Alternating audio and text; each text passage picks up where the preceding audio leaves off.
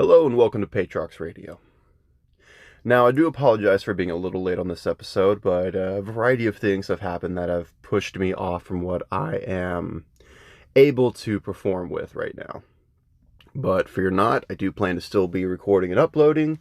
And today, I wanted to talk originally about my Day of Ambition, which is what I celebrate instead of Christmas.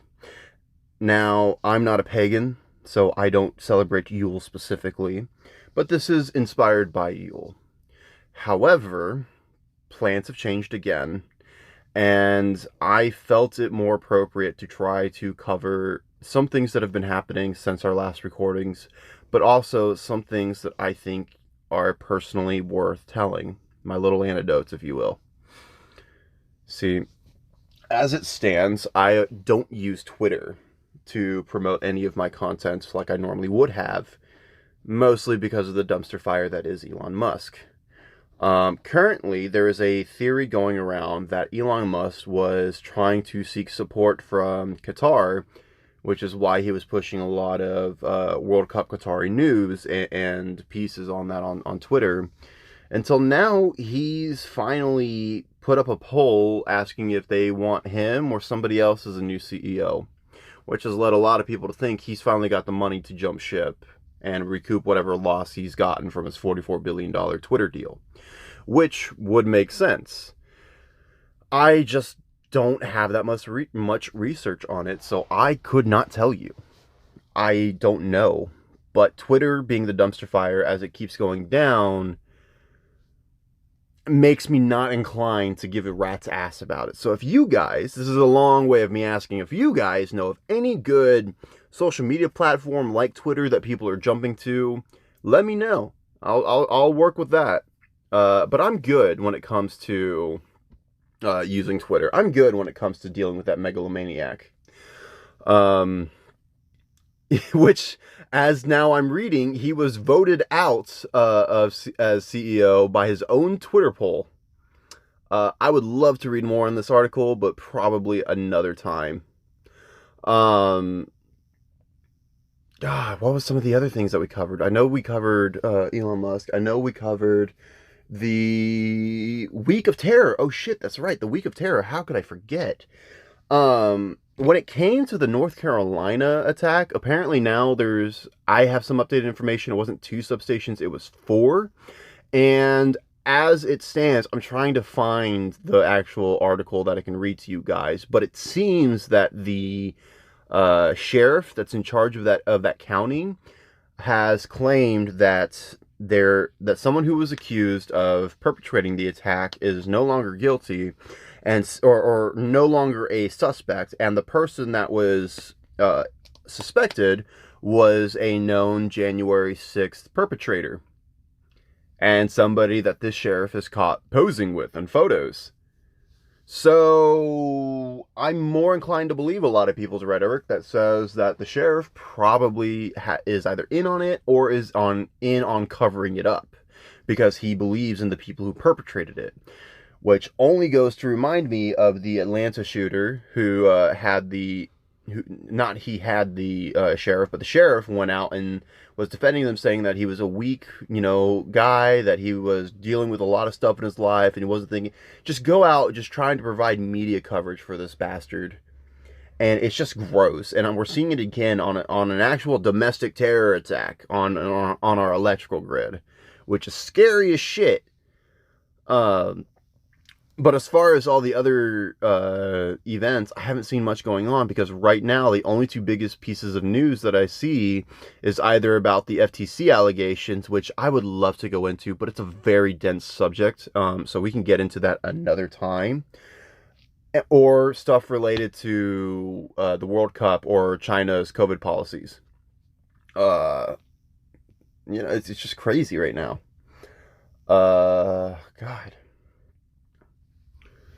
Oh, what's this? Sorry, as I'm probing through some of the news articles, I'm hearing that the United States House of Representatives, the January 6th Capitol riot probe to consider Trump criminal referral. That's according to Reuters, of all people. Yeah, because we have the last hearing coming up, don't we? It's supposed to be on the 21st. Let me read this. This is from Reuters. Washington, December 19th, Reuters. The House of Representative Committee probing the January 6, 2021 assaults on the U.S. Capitol by Donald Trump supporters began a public meeting on Monday to decide whether to ask prosecutors to criminally charge the former president.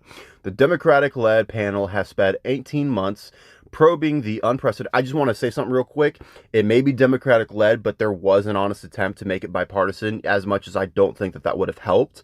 So any motherfucker that complains that this is a Democratic-led panel needs to understand that the offer was on the table, and Republicans rejected it, first off, okay? So the Democratic-led panel has spent 18 months probing the unprecedented attempt to prevent the peaceful transfer of power by thousands of Trump backers, inspired by the Republicans' false claims that his 2020 election loss to the Democratic president, Joe Biden, was the result of widespread fraud. Criminal referrals to the Justice Department could be on charges including obstruction of an official proceedings of Congress, conspiracy to defraud the United States, and insurrection. Quote, "If we are to survive as a nation of laws and democracy, this can never happen again," unquote, said Representative Benny Thompson, the Select Committee's chairperson, in remarks as the meeting begins. Slamming Trump for summoning the mob to the Capitol nearly 2 years ago, Thompson also criticized the former president for undermining faith in the democratic system. Quote, "If the faith is broken, so is our democracy. Donald Trump broke that," unquote. Again, by Thompson. While potentially damaging to Trump's reputation as he starts bid for the White House in 2024, which, by the way, his presidential bid seems to be going nowhere. He literally made an announcement, which seems to only have pushed his NFT sales, which sold out in 24 hours, but is now doing what? We haven't really seen anything since he's announced his 2024 bid. So I don't know what that means. I don't know what they're referring to, because it doesn't seem like he's actually running, in my opinion. Anyways, to get back to it.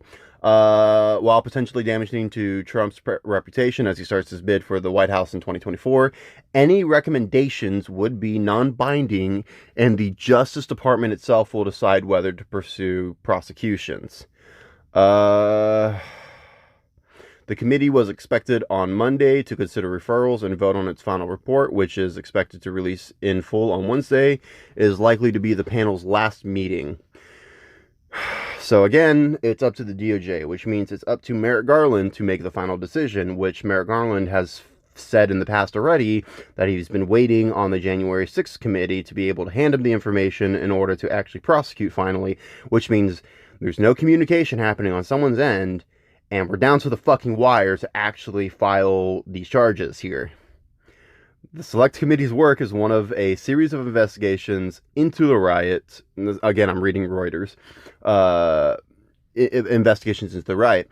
5 people, including a police officer, died during or shortly after the incident, and more than 140 officers were injured. The Capitol suffered millions of dollars of damages. Trump has dismissed the many investigations he faces as politically motivated. He says the January 6th committee, dominated by Democrats, is biased against him. Well, yes, you went after, the House of the Congress. You went after Congress, my dude. Like, of course people are going to be against you. But that's not the fucking point right now. The fucking point right now is that you, Mr. Donald J. Trump, try to overthrow the government in a last-ditch coup attempt because you couldn't accept that you lost on the most public stage in America. I am sorry, my good man, but you fucked up. But right now, it's up to you, Merrick Garland, if you somehow happen to be listening. Merrick Garland, you have to push these charges. You have to prosecute. You can no longer wait. Because if you wait and you fail, you will never follow through.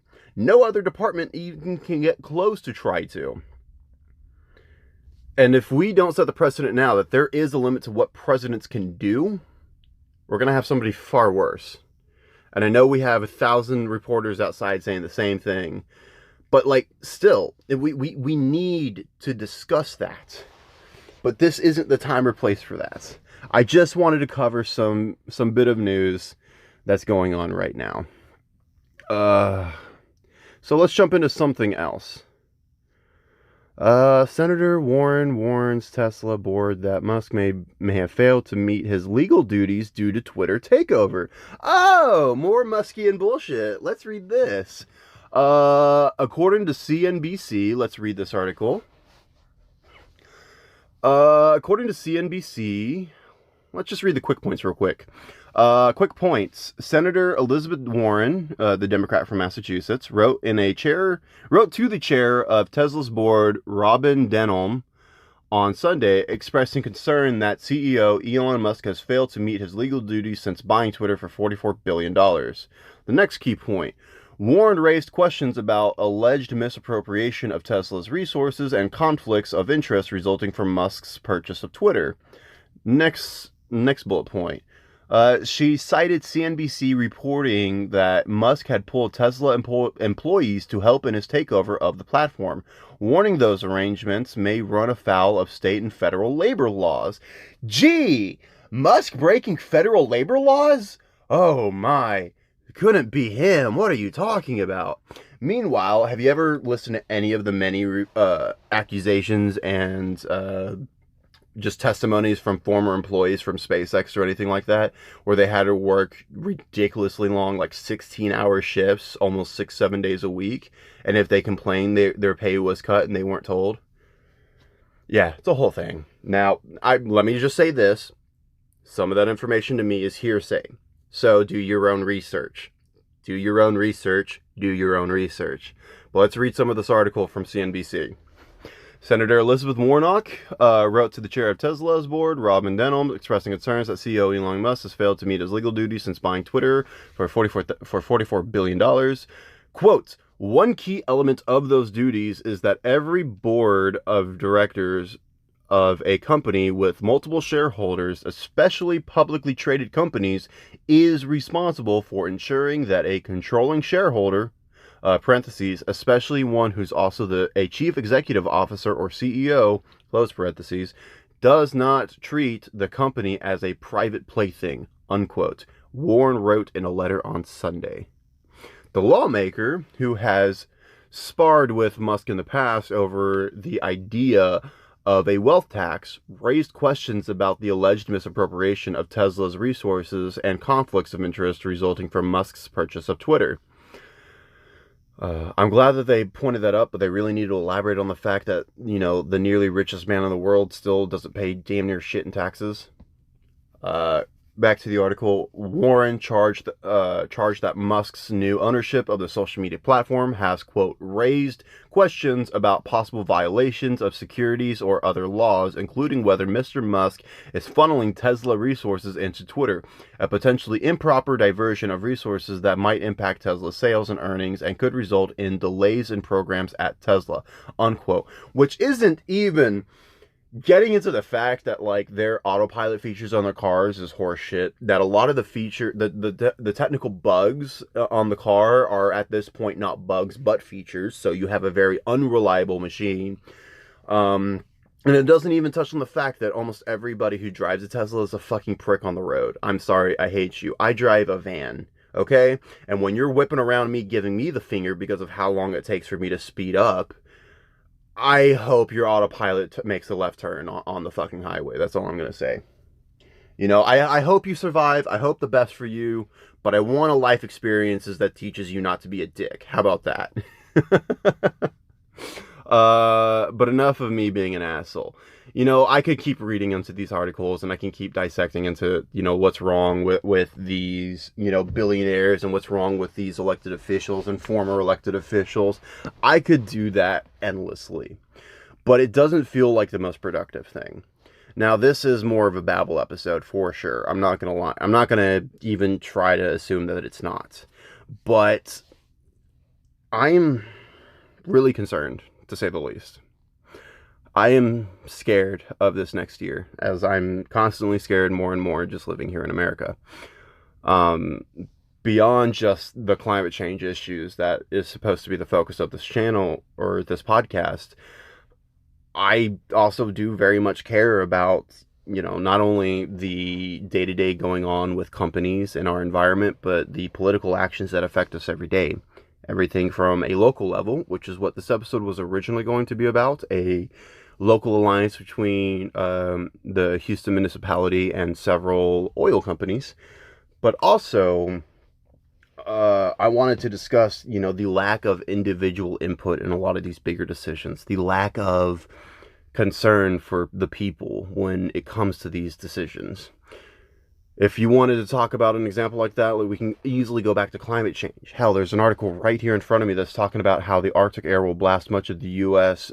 Just before Christmas. And being down south, that's a massive concern, especially since they never did any actual weathering updates to our infrastructure, to our electrical grid, and towards our water pipes and systems since the last freeze in 2021 in February. That's fucking terrifying. I mean, hell, my mom's pipes busted twice in her condo. Are like, it's scary as shit, and I want to read an article that makes me think, okay, it's not going to be that bad. But just reading these headlines when it comes to local weather, when it comes to local politics, and it comes to anything globally, it's just not happy. It's just not good, and it's scary, guys. It's terrifying. It's God. As I am talking about how things are terrifying and gross, I'm reading 2 articles that talk about how the U.S. border cities strained ahead of expected migrant surge, which is so much fucked up phrasing in its own right, especially since we are the perpetrators for a lot of our southern migration issues. But also, the U.S. warns of an explosion of online child sextortion.